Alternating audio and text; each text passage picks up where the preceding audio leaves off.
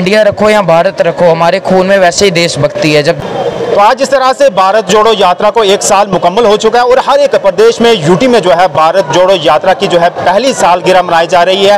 और हम आपको बताएं कि कहा यह भी जा रहा है कि हर एक स्टेट यूटी में 1 किलोमीटर की जो है पद यात्रा भी निकाली जाएगी। जिस तरह से राहुल गांधी ने जो है कन्याकुमारी से लेकर कश्मीर तक जो है पद यात्रा निकाली थी। तो इसी पे हमारे साथ बातचीत करने के लिए मौजूद हैं जयसिद्ध भल्ला जी, जो कि रामन भल्ला जी के सुपुत्र हैं। इनसे बातचीत करेंगे। जय साहब, क्या कहेंगे जिस तरह से आज जो कि 1 साल हो गया है भारत जोड़ो यात्रा का, आपको क्या लगता है कि कितना हिंदुस्तान और हमारे जम्मू कश्मीर में बदलाव आया है? देखें, बदलाव तो आया है। जो नफरत की राजनीति थी उसको एक झटका देखने को हमारे को मिला है। और नफरत की राजनीति जो लोग करते थे वो भी ऐसी यात्रा निकाले ना। आपने इंडिया का नाम जो है वो भारत कर दिया, आप भी निकालो एक अपनी भारत जोड़ो यात्रा। कोई हमारा भारत जोड़ो यात्रा कोई स्पेसिफिक पॉलिटिकल पार्टी से तो नहीं है, कोई भी निकाल सकता है। हमारा मकसद तो यही था कि भारत जुड़े बीच में, और ऐसी यात्राएं आगे भी निकलती रहेंगी बीच में। और इसका मेन मकसद ये है कि सारे धर्म एक साथ होकर रहें, एक ही थाली में खाना खाएं बीच में जाके। जो इनको मतलब यही नहीं है कि स्टेटों को जोड़ दिया। स्टेटों को तो सरदार वल्लभ भाई पटेल ने पहले कांग्रेस में जोड़ दिया था जब उनका शासन था। मतलब है कि हृदय लोगों का जोड़ा जा सके बीच में जाके। जैसे जहाँ पे देखिए हालात बिगड़े मणिपुर में, राहुल गांधी जी वहाँ पर भी गए बीच में जाके, जो कि उनका इटनरी का पार्ट नहीं था, वो वहाँ गए उनके साथ। किसको चाहिए था? देश के प्रधानमंत्री साहब को, गृह मंत्री साहब को? जहाँ उल्टा जब गृह मंत्री साहब 1-2 दिन के दौरे पे गए थोड़ा देखने वगैरह, उल्टा लोग कहते हैं कि हमारे और बुरे हालात करके आगे बीच में जाके, क्योंकि उन्होंने बात वगैरह सुनी नहीं, सिक्योरिटी इतनी टाइटन कर दी। और प्रधानमंत्री साहब को वहाँ जाकर लोगों की बात सुननी चाहिए थी। उन आतंकवादी शीर्षित इलाकों में बीच में जाके दौरा करना चाहिए था। मेरे को आज भी याद है जब मेरे पिता मंत्री थे, तो जब कश्मीर में कुछ जैसे तराल हो गया या पुलवामा या सपोर, जो कुछ इलाके दूर दराज इलाकों में जब कोई चीज़ बिगड़ती थी, पापा उस वक्त खुद जाते थे बीच में वहाँ पर जाके, और पूरा सिक्योरिटी का घेरा नहीं होता था, वहाँ जाके पूरा वो देखते थे कि क्या हुआ, कहाँ पर हुआ। तो ये जो होम मिनिस्टर और जो प्राइम मिनिस्टर है, इनको जाना चाहिए, प्रेस कॉन्फ्रेंस करनी चाहिए, इसके रिगार्डिंग लोगों के सवाल बीच में सुनने चाहिए। और इन्होंने अभी इंडिया का जो है वो नाम भी उसी पे आ रहा था कि अब जो नेक्स्ट सेशन लगने वाला है, स्पेशल सेशन लगाने जा रहे हैं 18 से 23 तक ये लगेगा, उसमें बहुत सारे ऐसे बिल लाए जा रहे हैं। और खासकर जो है एक ऐसा बिल जिससे सोर्सेज के हवाले हमें ये भी पता चला है कि इंडिया का नाम बदल करके जो है अब भारत रखने जा रहे हैं। क्या आपको लगता है ये जो काम कर रहे हैं या सही कर रहे हैं? देखो, इंडिया रखो या भारत रखो, हमारे खून में वैसे ही देशभक्ति है। जब देश की आज़ादी में सबसे ज़्यादा हमारी पार्टी का आगे योगदान था। हमारे पार्टी के लोग जेल गए, लाठियाँ खाए, आधे से ज़्यादा बीच में शहीदी आप लोगों ने दी।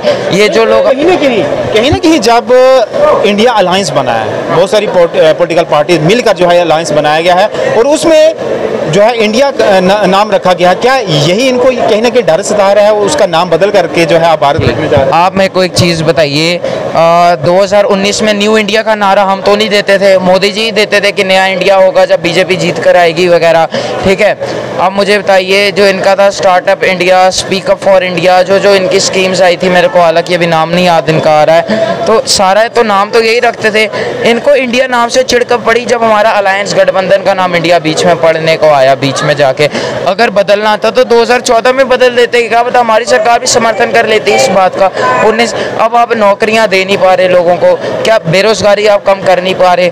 800 रुपया सिलेंडर का रेट बढ़ाते हो, बाद में 150 रुपया कम कर देते हो, 200 रुपया। अगर इस नाम से अगर उनको डर सता रहा है, लेकिन कहीं ना कहीं गृह मंत्री साहब ये भी स्पष्ट क्या देते हैं कि पिछली बार जो है हमने 303 तक सीटें निकाली थी, इस बार जो है 350 से क्रॉस करेंगे और नरेंद्र भाई मोदी जो है 3rd time PM of India बनेंगे। मुंगेरी लाल के हसीन सपने, बोलने में क्या जाता है?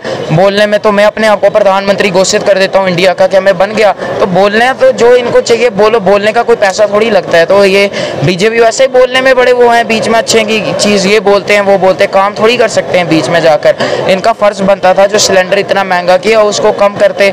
बीच में जो गरीब लोग हैं, जो इनकी स्कीमें सारी इन लोगों ने, चाहे कोई विधवा पेंशन हो कोई हो, एक तरीके से ख़त्म कर दी।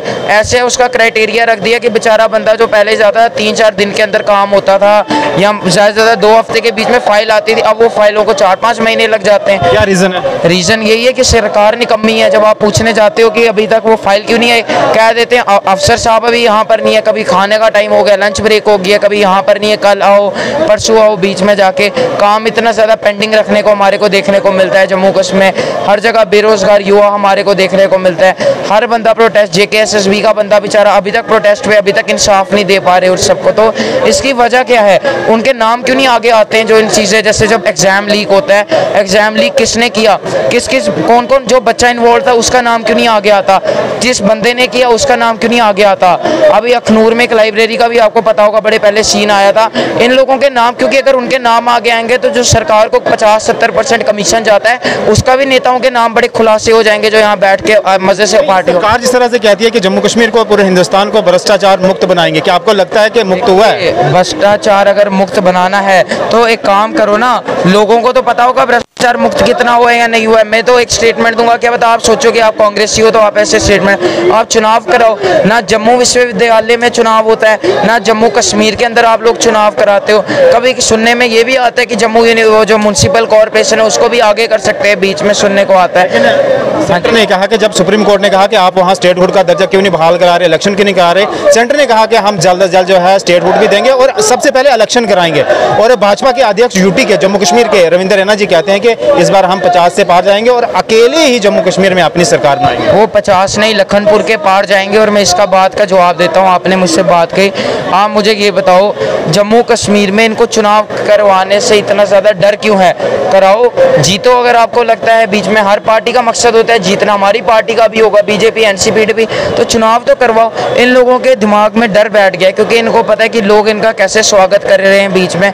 अभी जब कॉरपोरेशन के चुनाव होते हैं इनके नेता से वीडियो बना के बोलेंगे वोट देना, मका कोई घर में नहीं जा पाएगा, गलियों में नहीं जा पाएगा, क्योंकि पता है गलियों में लोग बैठे होते हैं वहाँ जाके। और आपने तो कहते हैं लोगों के काम किए हैं हमने, अगर काम किए हैं तो ठीक है ना, एक काम करना, आप हर चुनाव में मोदी जी का नाम लेते हो, इस बार भी मोदी जी का नाम लेना, योगी जी का नाम लेना, रैना साहब का नाम लेना। और आप ज़्यादा मैं नहीं कहता, 90 सीटें हुई ना कॉरपोरेशन की, जितना भी 75 सीटें हुई जम्मू के अंदर, बीच में 75 में से आप 15 निकाल के दिखा दो, मान जाएं बीच में जाके। दम नहीं है, दम नहीं है इन लोगों में। सिर्फ देखो बयान देना अलग बात होती है, रैना साहब दिन में 100 बयान देते हैं, बीच में हम 100 बयान नहीं दे सकते, हम ग्राउंड पे होते हैं, वो बैठे रहते हैं, हम खड़े रहते हैं, ज़मीन अंतर का फ़र्क है बीच में, और जवाब मिलेगा इनको। चलें जी, बहुत शुक्रिया। तो जिस तरह से जयसिंह भल्ला जी से हमारे साथ बातचीत करने के लिए, अब इनकी जो गुफ्तगू थी हमारे साथ हुई, क्या कुछ इन्होंने जो है भाजपा के ऊपर कहा कि आने वाले वक्त में अगर म्यूनसिपलिटी के चुनाव होते हैं तो आप देख सकते हैं कि 15 से ज़्यादा वो सीटें नहीं निकाल पाएंगे।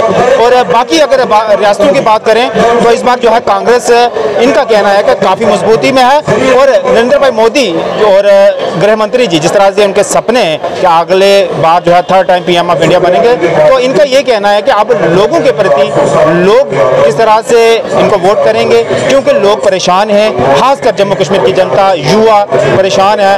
और अब तब पता चलेगा जब इलेक्शन होंगे कौन किसकी सरकार बनेगी, लोग किसको वोट देते हैं। आप लोगों की क्या राय है, आपकी कमेंट सेक्शन में जरूर दीजिएगा। धन्यवाद।